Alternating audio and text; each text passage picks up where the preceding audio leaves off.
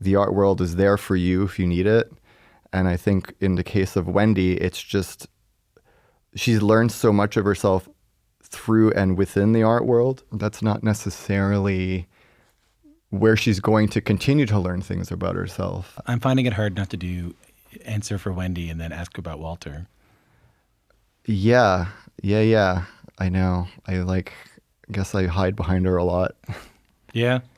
Yeah.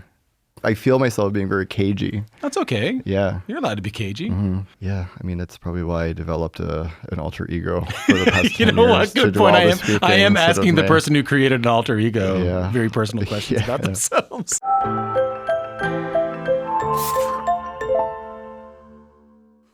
How are you? I'm good. Thanks so much. I'm so glad to be here. In person. You reminded me that we talked before, and I was actually buying your books earlier.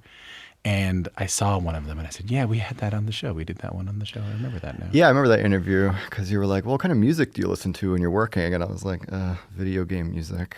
And then I was like, please don't put that in. That's really dorky.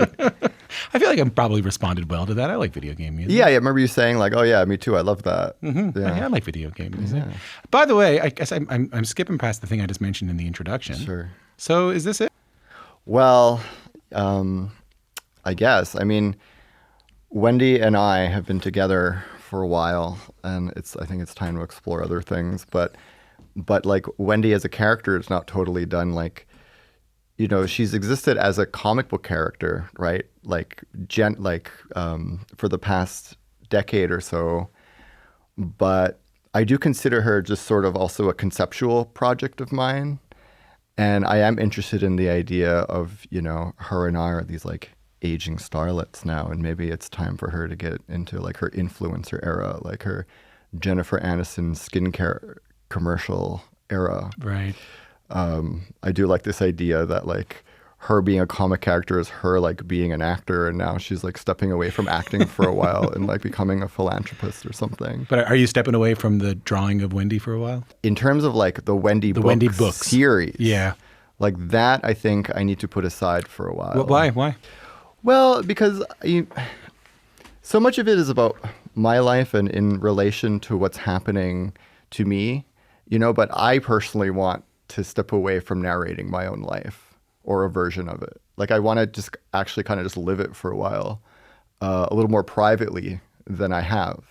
Because I also think it might be interesting to say goodbye to Wendy for a while and then see where she's at 10 years from now. You know, and therefore see where you're at 10 years from now? Well, yeah, that too. Yeah. And see how having time and space away from narrating my life in such a specific way, time away from that, like actually might change the way things go for me. I want to talk a little bit more about you first and sort of your origin story. Sure. Comic books, graphics. When did that start for you?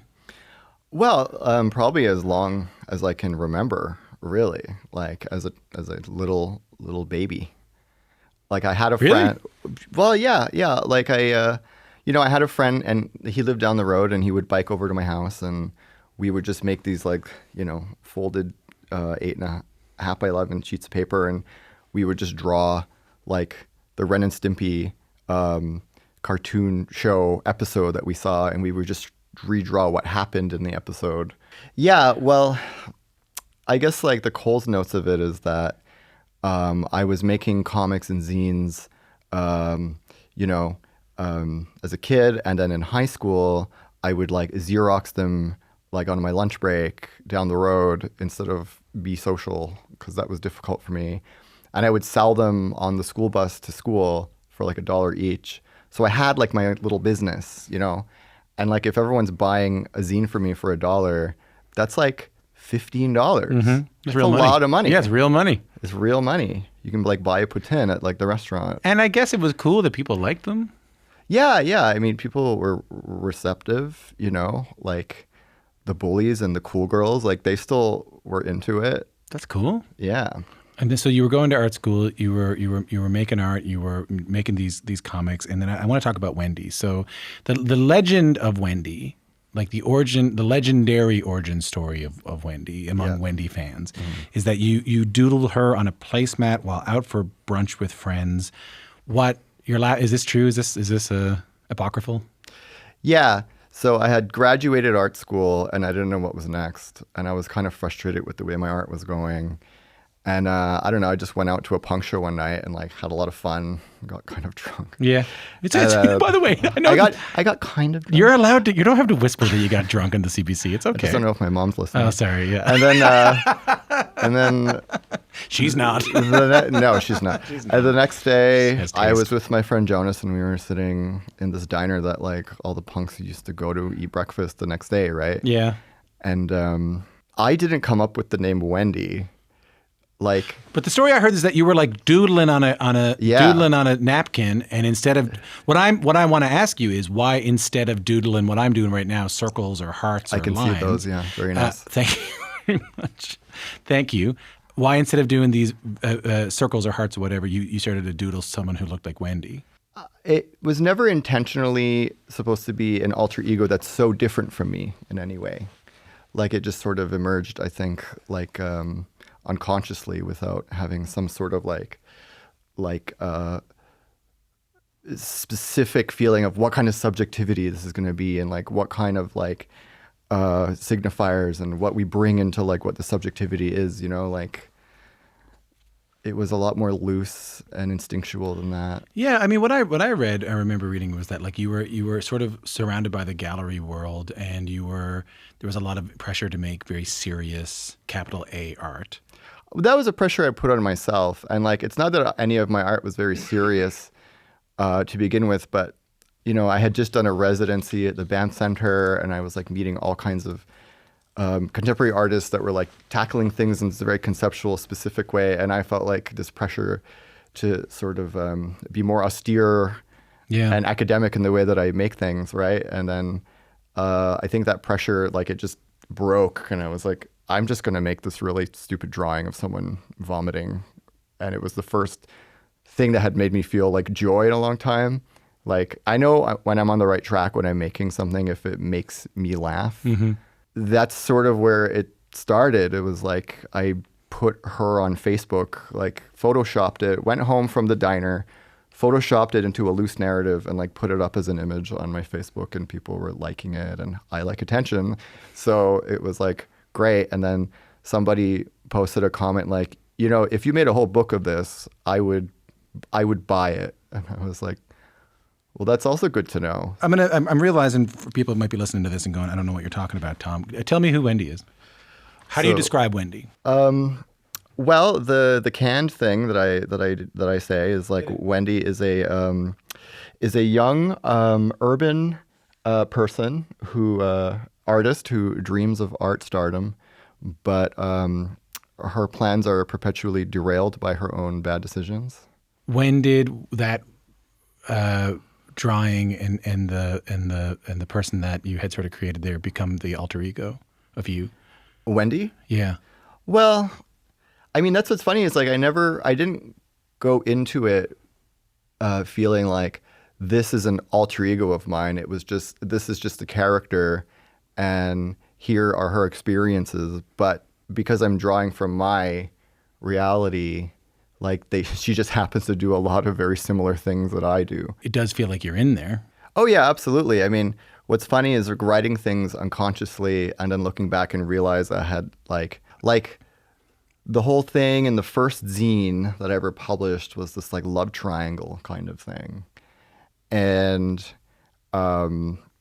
I showed it to my friend and she looked at it and she was like, this is very familiar. And then I realized I had like told the entire story of this love triangle that me and her and someone else was involved with.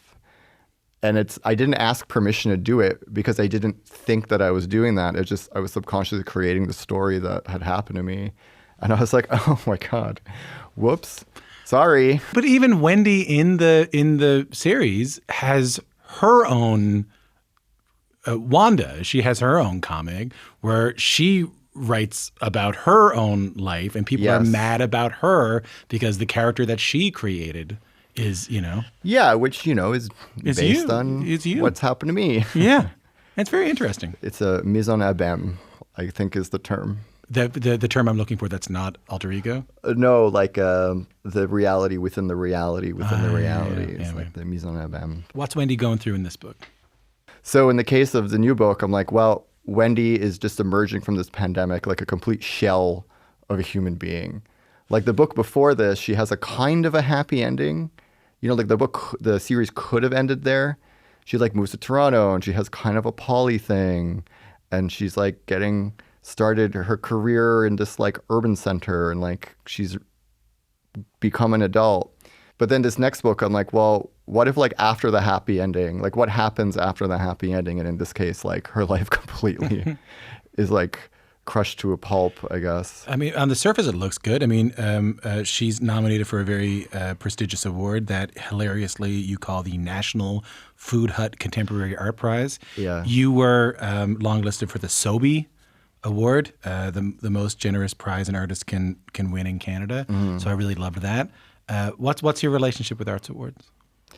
Well, I mean, what's really funny about artists is that like they have private lives. And like, regardless of how publicly somebody might perceive an artist and the success that they've had or like their stature nationally or internationally, they're still like making instant coffee at like noon and like contemplating where they've gone wrong. And one of the theses of my book was like, can art actually save you? Like, can success save you? Can art save you? Does sometimes being honest in your artwork or what you do, like, does it make your life worse somehow? It all sounds really depressing, but I promise you, like, it's really funny. Well, yeah, I tried to make it funny. The tagline for Q actually is, "It sounds really depressing, but I promise it's funny." I gotta ask. I mentioned you got nominated for the Sobey. Yeah. And then I just brought it back to Wendy. You're right. Yeah. So what about you? Well, I've been longlisted for a ton of awards. Yeah. And you're still a normal person who has to drink coffee and all that stuff? Well, that's because I didn't win any of them. Go on. Tell the truth. Well, my publisher, when we had to put the little bio at the end of the book, right? Like they were like, why don't we put all of the awards you were longlisted for as a bit of a punchline and like a reference to the fact that I too have been like Susan Lucci in some way, like longlisted for everything and won nothing yet. Right. But in terms of how I feel about that, I mean, just hearing you talk about what Wendy's going through, it's hard not to think what Walter's going through. Yeah. Sorry, that's the downfall of metafiction, my friend. This is the downfall of the career paths I've chosen. I mean, I don't know. Like, also, I feel like Canada's small, and like you see the same people longlisted for the same things every year, and like, I do sometimes wonder, like, there's an artist out there that is not nominated, and like, I want to know what they're doing, but also, maybe I will next year. How often do you have people say that when you walked in, you sat down, and I said, I really saw there's a character from rural Newfoundland in the book, loves knitting. Loves craft, makes really beautiful art. Yeah, her name is Octavia. And she also is very wise and has a lot to say. And I said to you, right off the bat, I said like, hey, I know this character. I know these people. I've hung out with these people. And I think what you do really well is you talk about the part of the art world that has nothing to do with art in a very relatable way for people in this world. Yeah. Weird corporate sponsorships, pretentious parties, weird interviews about your art. Speaking of metafiction, how often do you get people telling you that they see their life or someone they know in the Wendy books? I definitely had someone at a grocery store like many years ago say, yeah, like I feel like I see myself in Wendy, but like they had those like darkness in their eyes. And I was like, oh, thank you. That's nice. And they were like, no, but I don't want to. They didn't want to see the darkness that he was going through. I think they were haunted by what they saw. How did that make you feel? It's on them. I'm like, well, good luck with that. Do you get a lot of that though? Do you get a lot of people coming up to you and saying like, oh, I know that person. I know I've been that person. I've had a friend say like, oh, some person I don't know that well is convinced that you wrote this character about their friend that you've never met in their life. And it was hard for me to convince them that Walter did not make it about your friend because he's never met them. He's never met you. Yeah. Like there are people out there, I think, that like probably, feel, it sounds schizophrenic, but like they think I've written about them Yeah. for sure. You're also not mean-spirited in the way you talk about the art world. No, because I think that's just bad writing. You know what I mean? I think so. Like, I think there is a pressure for like a moral sort of like cleanliness of like, well, this person's obviously bad and this character is obviously good, and like I really don't think I can afford to do that. If I think being able to write and be published is a tremendous privilege and opportunity, and I want to use that responsibility to create these like complex characters, like even like the evil like literal lizard-tongued curator that Wendy is afraid of named Paloma. Like she's ostensibly a villain, but like there's this like Hayao Miyazaki kind of thing where she has her vulnerable moments and you could see that she's also a human being with her own complexities. And like, I think it's like vital and like my responsibility as a writer to like make sure that everyone in the book has a fair shake at being a human being. You use the word responsibility twice. Why is it a responsibility? What do you mean when you say responsibility? I like it. To just not be tedious. To have To depth, entertain. to have depth and to have nuance and to have complexity and to entertain and And yeah, take what I do seriously and have respect for an audience, have respect for a readership. You're also not, I mean, you made that great point earlier where you were like, sometimes when people write about the art world, if they want to satirize the art world, it's like, oh, it's a handprint on the wall and then like, or someone wearing a box on their head and like, oh, there it is. That's what we're calling art now. And then, that kind of stuff. Very, very, or like how pretentious it is or how anything can be art. You're also, I don't have a question here, satirical without being cynical about art. Yes. You're right. Thank you. Tell me how I'm right. Well, Validate I mean, me. I do have people who read my book and they think that I'm in on it the way that they are. Oh yeah, Walter gets it. The art world sucks, and like, or even worse, like, oh yeah, Wendy's so stupid. And they kind of love that. And I'm like, no, like Wendy's a very deeply emotionally intelligent person. And like you have your own agenda when you like enter into my universe. Like you already feel this way about certain things. And however you read this is like, you're going to feel, it's going to affirm whatever you feel like you feel already. And I find that depressing, unfortunately. But I forgot what your question was. You yourself are not cynical about this art. No, yeah, because like ultimately I come from the art world. I'm invested in the art world. I'm in it, and like I don't know if I'd want to write about it if I wasn't, A big theme in the Wendy books is ambition. Wendy talks about wanting recognition and to be seen as a big, important artist. I don't think this is a spoiler. By the end of the book, she doesn't necessarily get what she wants. That's a huge spoiler. Sorry. Do you want me to take it back? No, it's fine. She doesn't get what she wants, but she seems to have some peace. I got an even bigger spoiler coming up for you after this. Okay. She doesn't get what she wants, but she seems at peace. Can Wendy teach us anything about ambition? I had someone tell me when I was in my early 20s, they're like a role model of mine. And at that point, they were in their 40s. They were doing their I was going to say PTSD. I thought you were too, yeah. They were doing their PhD in like nutrition, and we were just working next to each other on computers or something. And they told me like, your idea of success changes as you get older and as things change. And I forgot your question. You're on the right track. What can Wendy teach us about ambition? Oh, but yeah. But tell me about that anecdote you were just telling me. Well, yeah. So it's something that I remember her saying, but it's only something that I feel like I've experienced in my life in the last few years. That like the art world is there for you if you need it. And I think in the case of Wendy, it's just she's learned so much of herself through and within the art world. That's not necessarily where she's going to continue to learn things about herself. Like she got a lot out of being in the art world. But who knows after that? I'm finding it hard not to do answer for Wendy and then ask about Walter. Yeah. I know. I guess I hide behind her a lot. Yeah? Yeah. It sounds like you have also found greater peace outside of the art world. I mean, it remains to be seen. I guess so, like everything. I hear you. Yeah. You feel good? Yeah. I'm being very cagey. I feel myself being very cagey. That's okay. Yeah. You're allowed to be cagey. Mm-hmm.